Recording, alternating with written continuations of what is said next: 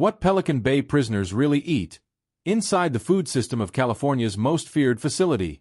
At the far top of California, near cold forests and thick fog, there is a prison so feared that many people only whisper its name. Pelican Bay State Prison. Most people know Pelican Bay for isolation cells, long lockdowns, and silence that feels heavy. But today, we're not talking about fights or sentences. We're talking about food. Because behind those thick concrete walls, every single day, thousands of men ask the same simple question. What's for chow? And the answer might shock you. This is not restaurant food. This is not comfort food. This is survival food. What Pelican Bay prisoners really eat tells a deeper story about control, punishment, and what it means to stay human in one of America's most feared prisons. The first meal behind the walls. When a man first arrives at Pelican Bay, he is tired, nervous, and confused. He has been searched. He has been processed. His clothes are gone. And then, usually within hours, a loud voice echoes down the tier. Chow time. For many prisoners, this first meal sets the tone for everything that comes after. The food arrives on a plastic tray. No metal forks. No glass. Nothing sharp.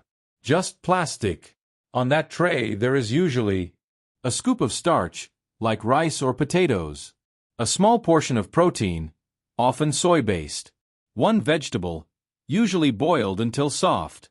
Piece of bread. And sometimes a small fruit. It looks plain. It smells plain.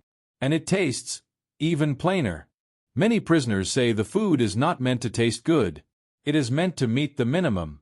The state decides exactly how many calories each meal must have. Not more. Not less. At Pelican Bay, meals are designed to keep inmates alive, not comfortable. Some days, the protein is real meat. Other days, it is soy shaped like meat. Chicken that feels rubbery. Beef that looks gray. Fish that smells strong before the tray even reaches the cell. And in the security housing unit, also known as the SHU, things are even stricter. SHU prisoners do not walk to a dining hall. The food comes to them. A slot opens in the steel door. A tray slides in. The slot closes. That's it. No talking. No seconds. No choices. Breakfast might be powdered eggs that stick together, a slice of bread, and a small carton of milk. Lunch could be a cold sandwich with processed meat, an apple, and a cookie. Dinner is usually the heaviest meal, but even then, portions are controlled down to the ounce. Many former prisoners say the food always feels rushed. You have a short time to eat. If you're slow, the tray is taken away, and hunger becomes a quiet companion.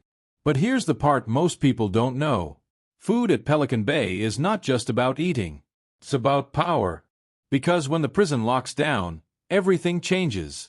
Lockdowns and loaf days. Pelican Bay goes into lockdown more than many other prisons. When that happens, the kitchen switches gears. Hot meals stop.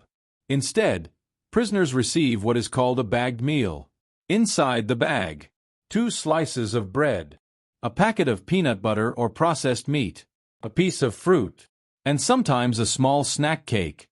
No heat, no choice, no extras. During long lockdowns, this can last for days or even weeks. But the most feared food of all? The disciplinary loaf. Some prisoners call it Nutriloaf. Others call it the brick. It is a dense block made from blended food items.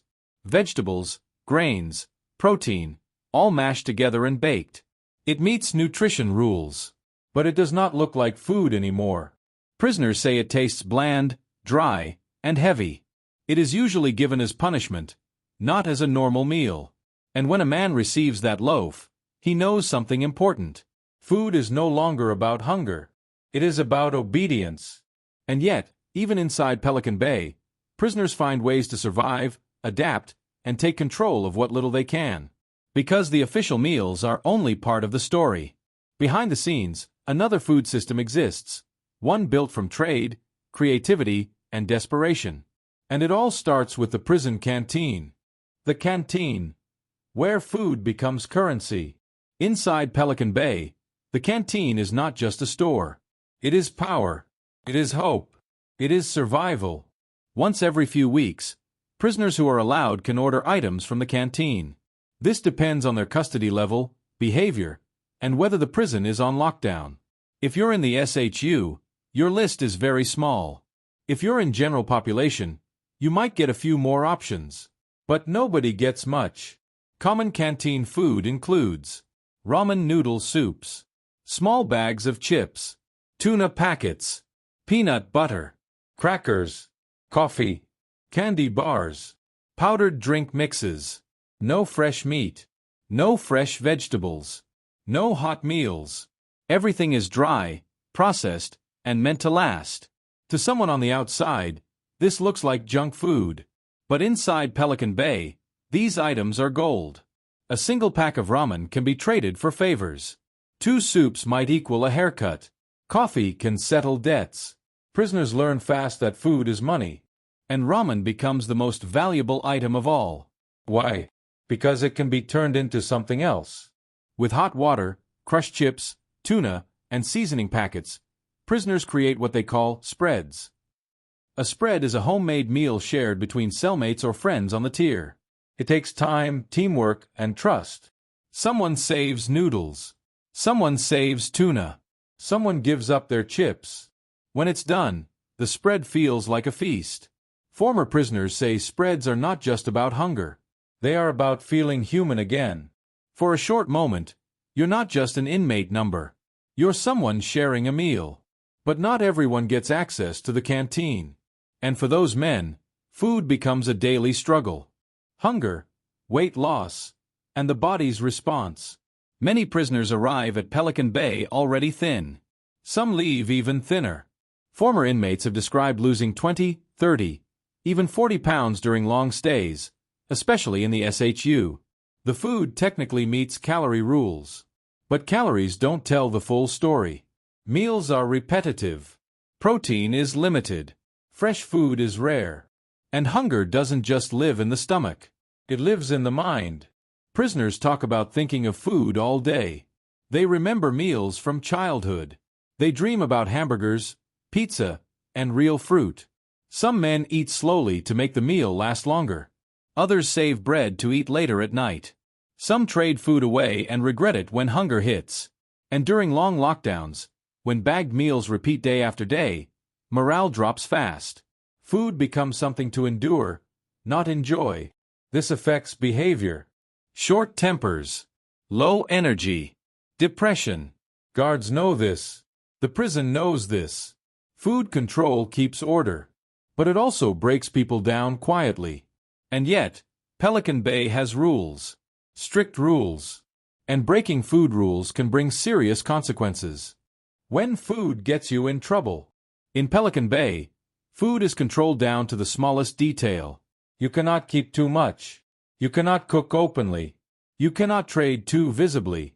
If officers catch a prisoner with too many canteen items, it can lead to a write-up. If they find a homemade cooking device, punishment is almost guaranteed. Hot water heaters made from wires? Contraband. Extra food stored under a bunk? Confiscated. Trading without permission? Discipline. And discipline can mean loss of canteen, loss of yard time, more time in isolation. For some men, losing canteen is worse than losing yard. Because without canteen, you are stuck with the state meals only. No extras. No comfort. No control. Still, many prisoners take the risk. Because food is one of the last things they can control in a place designed to control everything else. But there is one more thing people on the outside rarely see. Who actually makes the food, and how it gets from the kitchen to the cell. Because the food system at Pelican Bay begins long before the tray hits the slot. And that part of the story is just as unsettling. The kitchen behind the fence.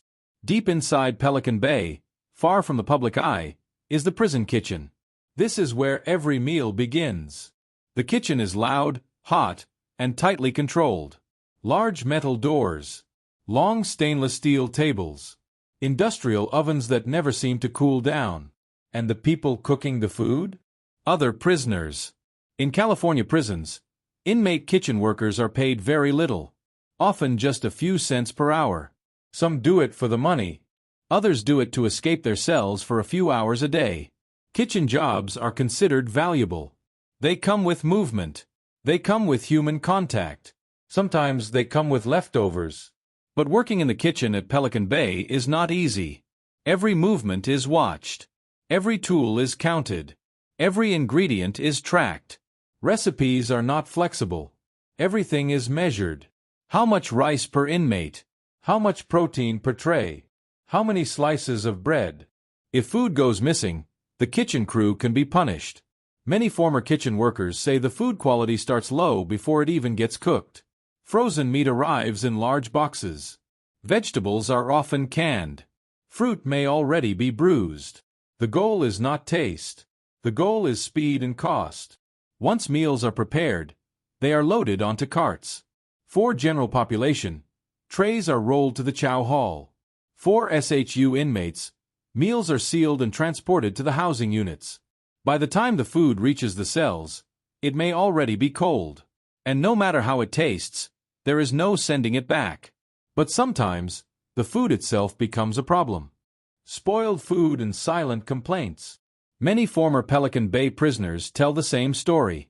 Milk that smells sour. Bread that feels hard. Meat that doesn't seem right. When this happens, inmates face a choice.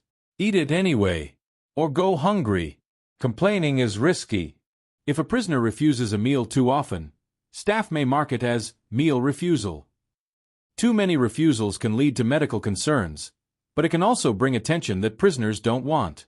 Filing a grievance takes time, and responses are slow. Some inmates say by the time a complaint is answered, the food issue has already passed. Others say complaints lead nowhere. So most men adapt. They smell the food. They pick around the bad parts. They eat just enough to get by. And during long sentences, this becomes routine.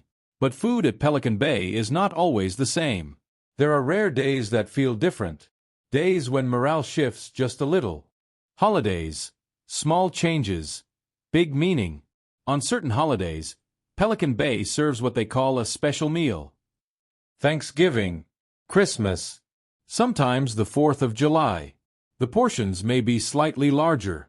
There might be a slice of pie, or turkey instead of soy, or stuffing instead of plain rice. To someone on the outside, this still looks basic. But inside Pelican Bay, these meals matter. Prisoners talk about them weeks in advance. They mark the days on calendars. They remember past holiday meals more than regular ones. Not because the food is great, but because it breaks the routine. It reminds them of family, of home, of life beyond the fence. For a few minutes, the prison feels slightly less cold.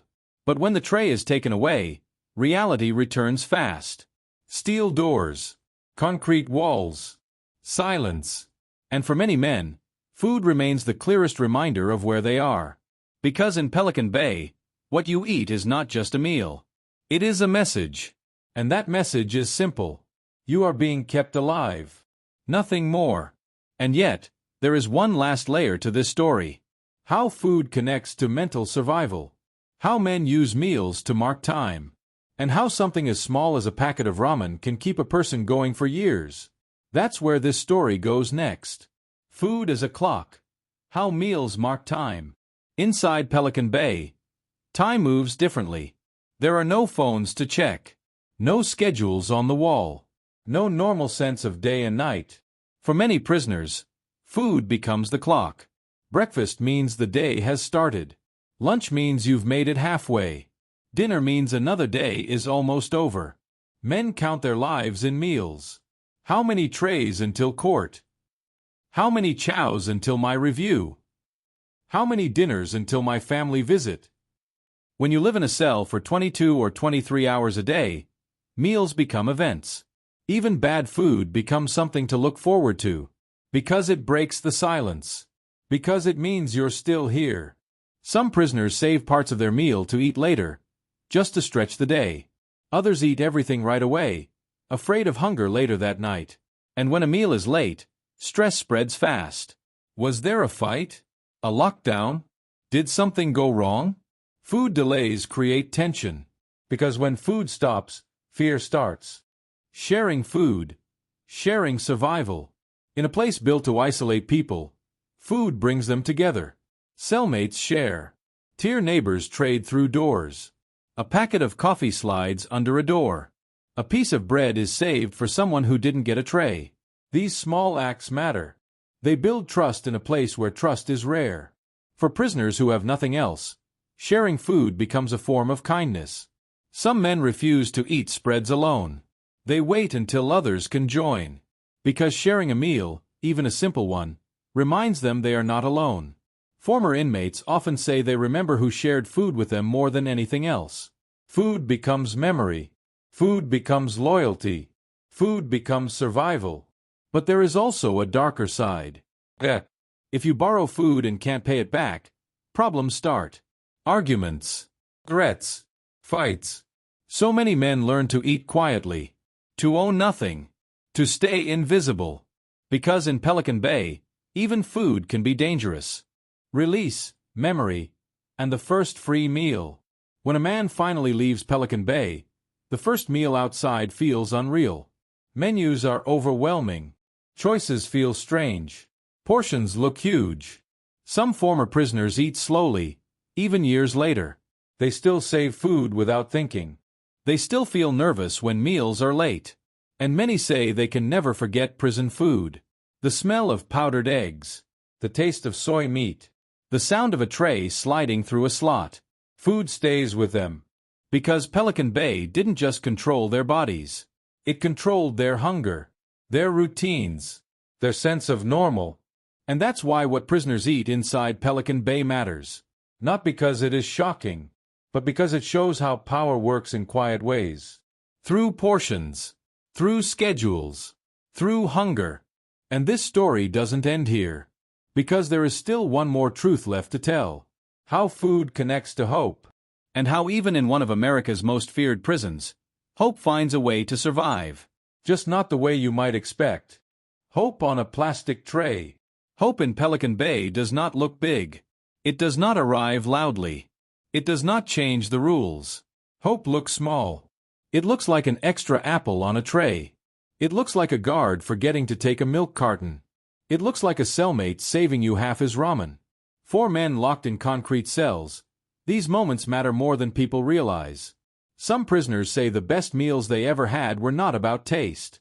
They were about meaning. A spread made after months of saving. A holiday tray that came with a slice of pie. A coffee shared during a hard week. Food becomes something to hold on to. Something normal. Something human. Even the act of planning meals gives prisoners something to think about. What am I saving? What can I trade? What can I make next week? In a place designed to erase choice, food brings back a small sense of control. And that control keeps some men from breaking. What the food system really says about Pelican Bay. Pelican Bay's food system is not broken by accident. It is designed this way. The meals meet rules. The calories are counted. The budget is protected. But comfort is not the goal. The message is clear. You will be fed. You will survive. But you will not be comfortable. Food becomes another wall. Another reminder of where you are. And yet, prisoners push back in quiet ways. By sharing. By saving. By creating meals from almost nothing. They turn noodles into feasts. They turn snacks into community. And in doing so, they prove something important. Even in one of the most feared prisons in America, people still look for dignity. They still look for connection. They still look for hope. And sometimes, that hope arrives on a plastic tray. Cold, plain, and unforgettable.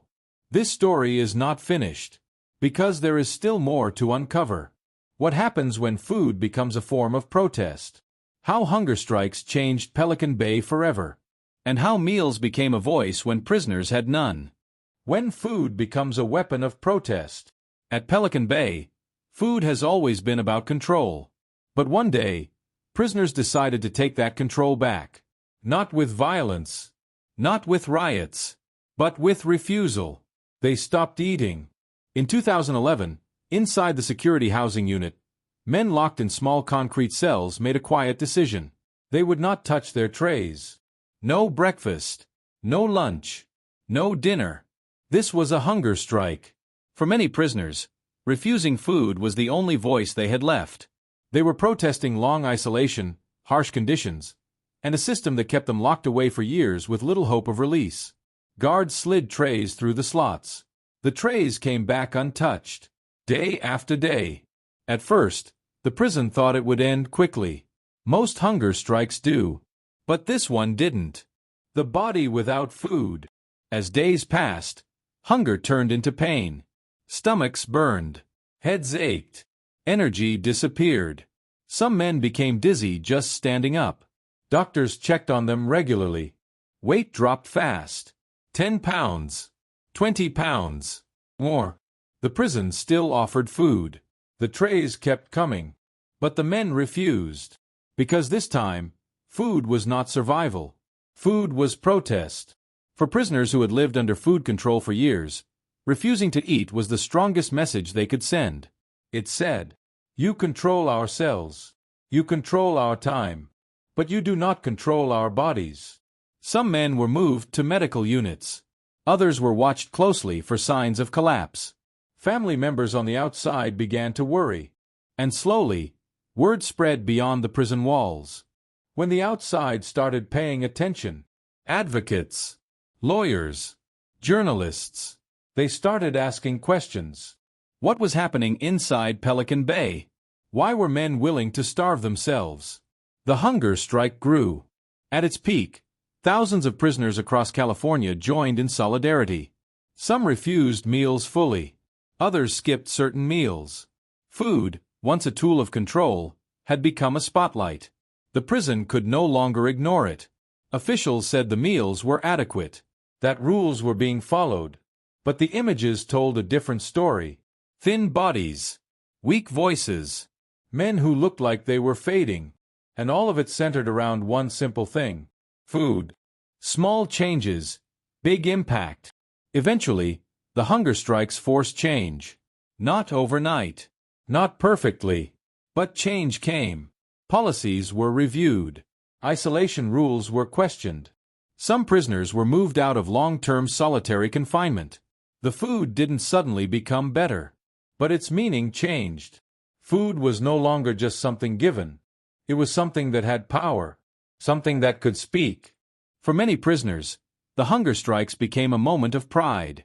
They had stood together. They had been heard. And all they did was stop eating. The lasting effect of hunger. Even today, former Pelican Bay prisoners say hunger never really leaves you. You learn to eat fast. You learn to save. You learn to be grateful for small things. Some men say they still can't throw food away.